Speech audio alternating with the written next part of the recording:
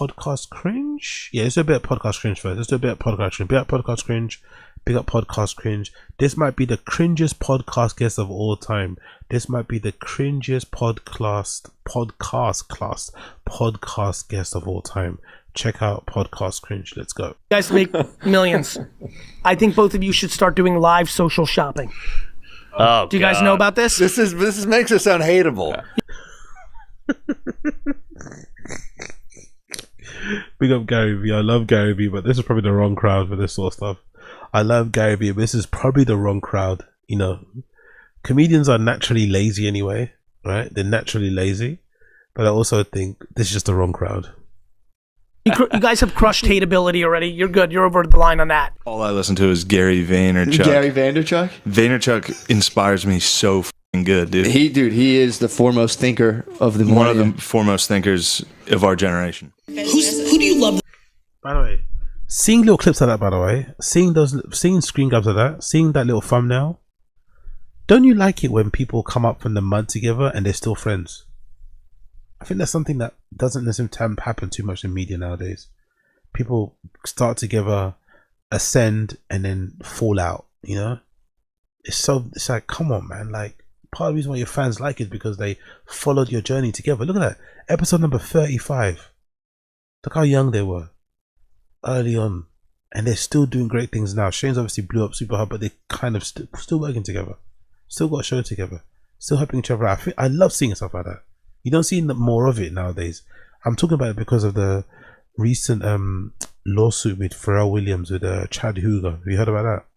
Chad Hugo is suing Pharrell Williams for like taking him off of big records and not giving him credit and shit, and just being a dick, basically owing him money. And like, god damn it, man. The Neptunes. I remember the Neptunes. I used to care about Neptunes so much coming up. They, create so many legendary tunes, and now you got them fighting in court. It's like, ugh. Foremost thinkers of our generation. Who do you love the most in the world? My family. Good. Who in your family? Pick one. All of them. Every day, literally once a day, genuinely sit there for 5 minutes and pretend one of them got shot in the face. Well, By the way, Tim Peptide's working it. Tim Dillon looks incredible now. And pretend one of them got shot in the face. Well, I forgot how bad Tim Dillon used to look. Peptide's work, man. Peptide just generally having money work. Because Tim Dillon doesn't look like that anymore in the face. He's still a big dude, don't get me wrong. He doesn't look like that in the face anymore. I wonder if this is just a good diet. Or no, having better quality food. Because he's eating finer steaks now. Because Tim looks a lot better nowadays. He's still big, but he looks, skin-wise, looks way better. Fucking hell. Peptides work, mate. No, I have a joke about him. I have a joke. I made a little video about him because some of the things he tweets like kindness is delicious. Come on. What are we doing? And so you can say it or you can do it, but I highly recommend you do both. I'll do it. I'll say it and I'll do it. Well, yeah, if you get the chance, YouTube or get on Facebook and look at Gary Vaynerchuk, I think. Yeah, Gary Vaynerchuk. Arguably the biggest douche I've seen in a long time. So Gary Vaynerchuk, also known as Gary V, just appeared on the We Might Be Drunk podcast with Mark Normand and Sam Morril. And this is one of the biggest L's I've seen a comedy podcast take in a while, because having Gary V on your show, unironically, is like watching a Joe Rogan comedy special for the laughs. For those of you who don't know who Gary V is, he's basically the guy who built a multi-million-dollar empire out of telling people to stop being lazy and then selling them courses on how to stop being lazy. That's not true. He built a multi-million-dollar empire from helping his dad with his wine shop. That's how he made most of his money, to be fair, and obviously a lot of investments.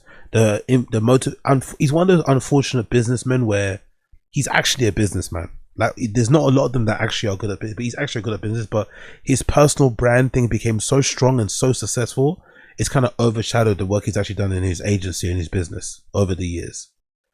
And that's actually a thing we have to be careful about on social media. We have a lot of recency bias. So if you come across like a douchebag, even though you might have done great work in the past, people don't remember it. They remember your douchebag personality. That's a problem. Like that's the real problem. Like people forget that. And also in the midst of all of this, he's also helped people a lot with business and stuff, like with free advice and shit. He doesn't. I don't think he sells. I'm pretty sure he doesn't sell courses. I could be mistaken, but I'm pretty sure he doesn't sell courses. Everything is on YouTube. Everything's in his books. So it's kind of funny how if you're a douchebag, no one really cares about what you did in the start that was good. People just remember your douchebag behavior. He's the king of motivational platitudes, the type of guy who tweets things like greed is good and I'm going to suffocate all your bullshit excuses, and somehow he has millions of people nodding along like he's dropping truth bombs left, right and center. And the thing is, comedians have been clowning on this guy for years. Tim Dillon went through a phase where he was non-stop roasting this guy. He even made a couple of videos reacting to the cringy content he puts out. Shane Gillis and Matt McCusker did a whole bit on their podcast about how douchey he is way back in 2017, yet here we are almost 10 years later and he's on Mark Norman's podcast as a serious guest. This is like having Brendan Schaub on your show to critique your stand-up. Mark and Sam actually took his advice seriously. Well, at least at first they did. Then they started to push back once he got into how AI comedians will take over and they should start their own, wait for it, home shopping network. Seriously, every clip in this video is worse than the last. He's basically trying to turn Mark Norman and Sam Morril into Bert Kreischer. Just post everything, film every second of your lives, and overexpose yourself until people can no longer stand you. You gotta feed that algorithm. But people are kind of doing it now. People are already doing that now. I think everything that Gary Vee's going to say now, although it's going to sound really embarrassing and cringe, everyone's going to eventually do it because that's where technology and social media is heading. They're already doing it now anyway. I'm actually working on a video right now for Patreon covering the top 10 cringiest moments in podcast appearance on Jay his videos I've ever seen. So Gary, if I Please. gave you my phone right now I would take it. and said, can you make a video for Mark? Like, Yes. lead him with a hook. Get him to say something to camera. Yes. Oh, geez, there's a lot of pressure.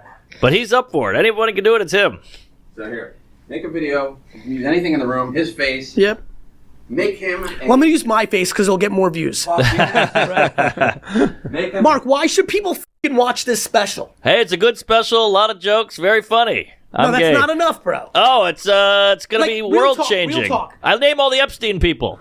By name? I have all the names. I'm the guy who does the black marker, so I can tell you who's on them. Tune in Netflix. Bert's in there. Yeah. Tune in Netflix now. Man, this guy's an absolute genius. I don't know how he does it. This guy is supposed to be the That's a bit redacted, but also they're going to use it and it's going to work. Unfortunately, this is part of the content slot. It's unfortunate what we live in, but they're going to use that and it's going to work. It's going to get some people to watch that fucking Netflix special that came out ages ago anyway. So effectively, everything he's going to say is going to work anyway. So that's what I'm saying.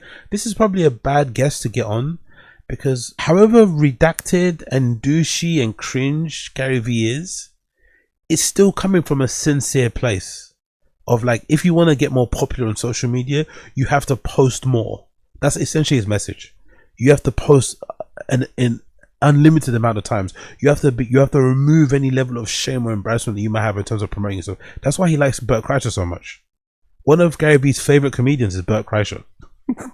Keep that in mind, because Bert Kreischer is like the perfect student of fucking Gary Vee's philosophy, because he pushes everything out there. But comedians in general are very lazy. They're very, very work shy. I think to be a comedian, you kind of have to be work shy. But they're on another level of work shy. They're very, very work shy, especially in their own craft. I think maybe before you become a comedian, you gotta bust your ass, right? Before you become a professional comedian that can pay their own bills, you have to work hard. You have to be willing to do anything to get the money, anything. Working 2 jobs, 7 jobs, whatever. But I think once comedians kind of make it and have some level of stable income from comedy, they get very, very work shy. All they want to do is just go on stage.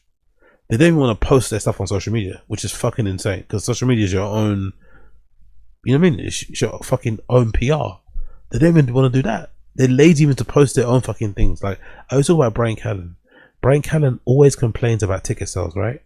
Brian Callen's always out here complaining about ticket sales, complaining about not being able to film in theaters.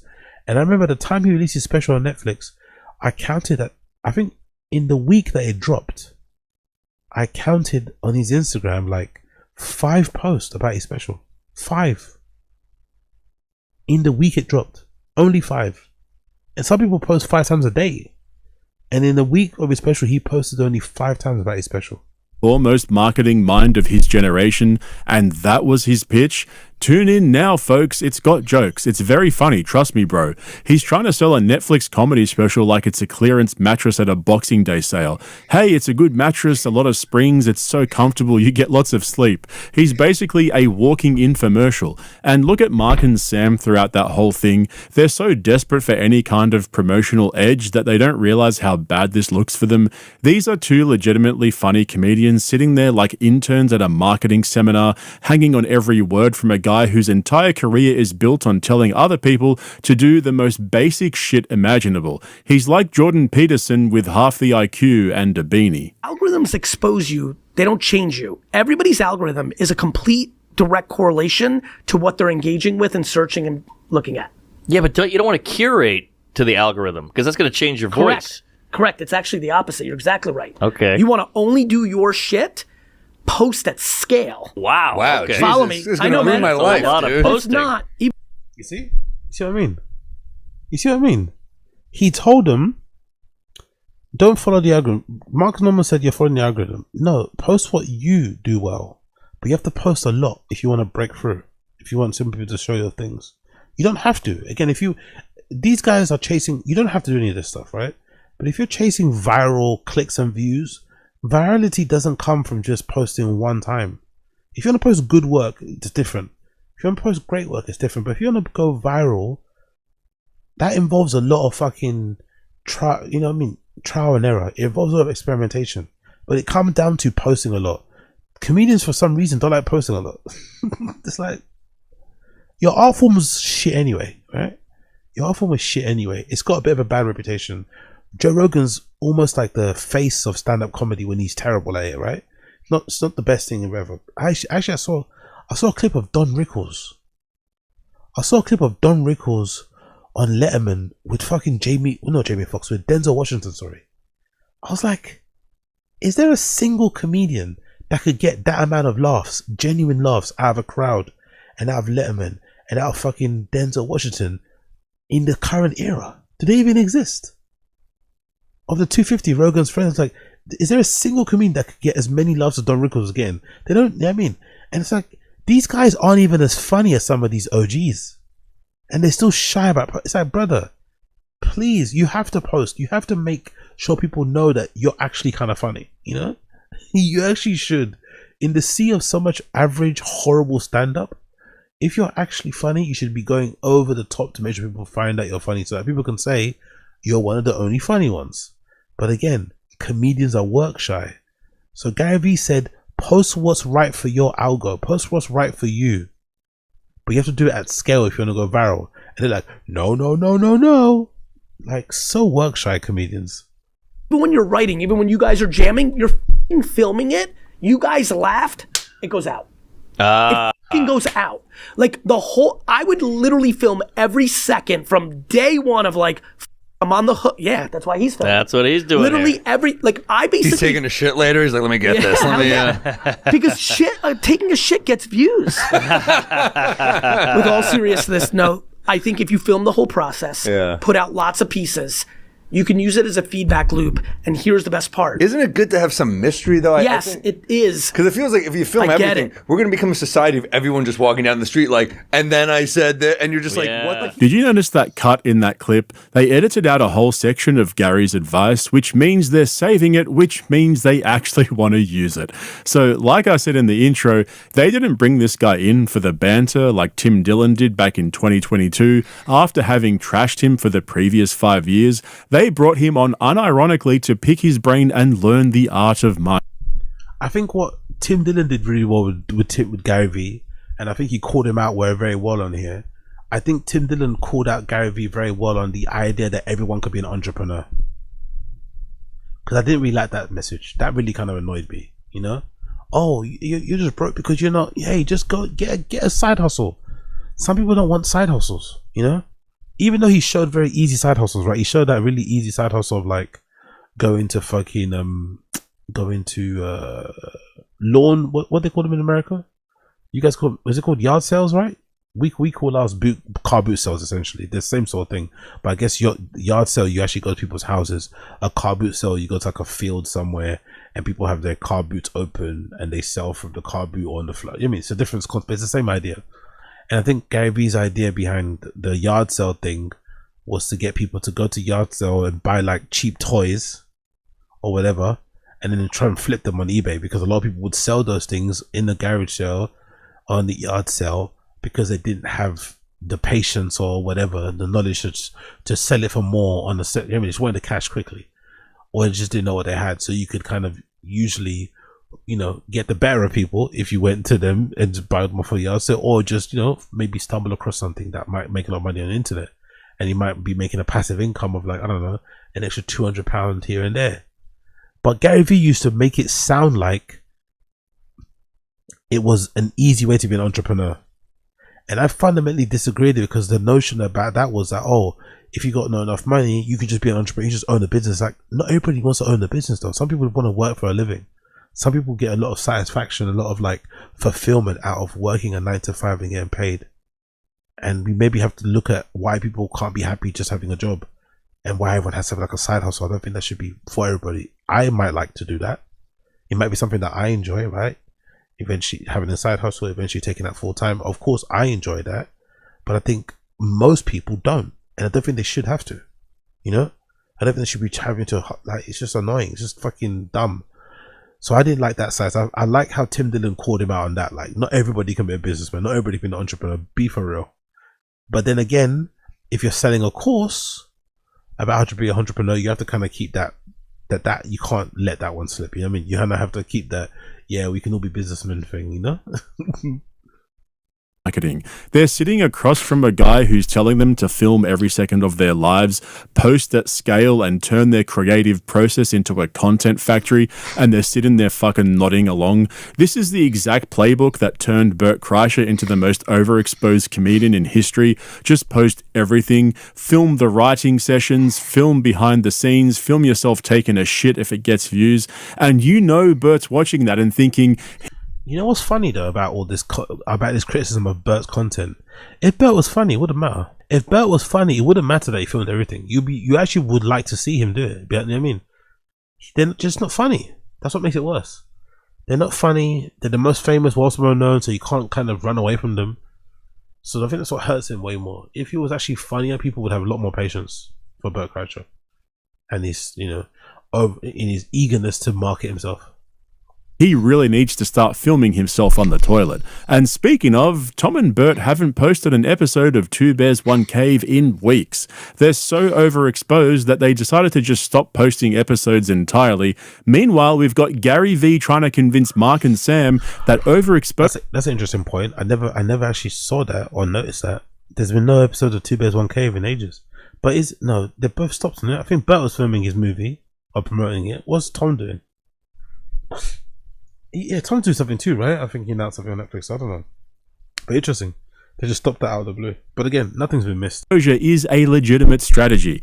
On a side note, though, it would be genuinely entertaining to see Gary Vee and Bert Kreischer on a podcast together, just watching Gary try to convince Bert that he's not overexposed, while Bert sits there shirtless, squealing into the mic like a fucking schoolgirl. But eventually, Mark and Sam finally start to push back on Gary's bullshit when he takes things a step too far. Because when it comes to AI, comedians start to get real nervous. Mm-hmm. It's interesting, right? Because where's the real art, right? There's the creative and there's the vessel that delivers it. Yes. And I think both are real art, of course. Stage presence, cadence, like Sure. I'm obsessed with that shit. I rely on that shit for my career. But it is going to be interesting. There will definitely be a writer who is going to stand up a AI stand-up comic that they own. They're Walt Disney. That's their Mickey Mouse. It just happens to look literally like a human. I think that's okay because at least a human wrote it. I'm okay with that. But it's when the AI starts writing. I think we're getting into murky waters here. Well, it's definitely Whenever it comes, that's funny though, right? That is funny. I love the tentative approach or the doubt when it's AI when it comes to their job market. But considering how shit some of these comedians are, it won't be that hard to replicate or to surpass what stand-up comedian does with AI. Let's be honest. That's a real problem. they're so terrible nowadays that it won't really take that much effort to really fine tune and hone it. There's probably comedians now that are using AI to great use because they may be somewhat better or they can somehow mask it or whatever. But it won't be long before it is funny. It won't be long. It won't be that hard. I see sometimes clips and stuff like it won't be that hard. It will get there sooner because these guys aren't that funny. They really aren't. They put a lot of themselves, and plus you have to imagine a lot of the data AI uses is come from these guys being on pods anyway. You know, there's a big scrape of the internet, a big scrape of Reddit. So a lot of this stuff that they put out there, the content they put out there, is getting fed into all these LLMs anyway, right? So it's like they're definitely gonna be funnier than you. Let's just say that for sure. Quirky, but I'd rather that than AI writing jokes. You know what just now happened? We're in trouble. We just exposed who's more a purist of the crowd. At least the guy wrote it. Well, but when they start does doing that the make it writing, more they're of a going to take our purist? job. So now they don't have to perform it. Part of the building the agree. jokes is actually performing and I honing agree, it. but you also so I just think that actually makes him less of a yes, purist. but you in that also just sense. said something earlier. You said stand-up's a new art. My favorite thing to But bring to me, up. that's a shortcut. To me, part of what building the hour, the reason I've done 9 hours a week leading into this special is to cut all the fat through trial and error. And so to me, eliminating. When a comedian says, remember in the past we used to believe this shit, and then you watch them, you're like, what fat did you cut? I want to see some of this fat because this is awful. You know, like, remember these comedians say that, oh yeah, I did sets and reps. I filmed it 4 times, 3-4 separate days. I chose the best bits from the. It's like, these are the best bits. These are the bits from the 4 shows over 4 days that you splice together to make it. These are the best bits. Like, okay, like. In that process, it's not going to be. It's just not going to be as sharp. It's not going to be as good. Well, but I think that will probably show in the work on the as consumer well. side. It's going to be better. Yeah, this is where it's going. Cheaper no, and quicker. No, and why do you sound like a supervillain right now? No, by the way, I'm actually posing this as like something that I think we all collectively need to talk about versus what I think everyone's doing, which is this. Yeah. Like, I'm actually going the other way. I'm like, hey, can we start talking about shit? Like, I don't know if you know this, but talking things out matter. By the way, one of the great reasons you fuckers really matter to the world is you have a format and a style and a structure and a thing called stand-up that allows you guys to fucking talk about shit. Yeah. That others can't talk about because of this beautiful crap. By the way, again, I just think he's the wrong person for these type of shows. I don't know why he'd go in there because, again, I said, like, the message that he gives anyway is a little bit, I won't say generic, but it's a little bit more mass market NPC-ish type of thing, right? He also doesn't really have a lot of appreciation for like an art form, you know, like in terms of the nuances and goes into it. It's just more about like if you want to get your name known, seen, and recognized, of course, listen to him, right? But I don't think in terms of like quality of work he's person to go to, because in Gary Vee's way, you just record everything, cut it up into clips, and then hope over time you're gonna get seen, you know. But I think the general message that you should be taking away from Gary Vee is that you should probably post more. Everyone could benefit from posting more. Utilize the technology that's currently available. Yeah, cool, no problem. But I just think fundamentally, going on a comedian's podcast and they're just too lazy. They're just too lazy. Like their brain doesn't work that way. Do you know what I mean? And they're in a bit of a, I won't say privileged position, but it's a bit of a strange position to be in general. I just don't think this would have worked.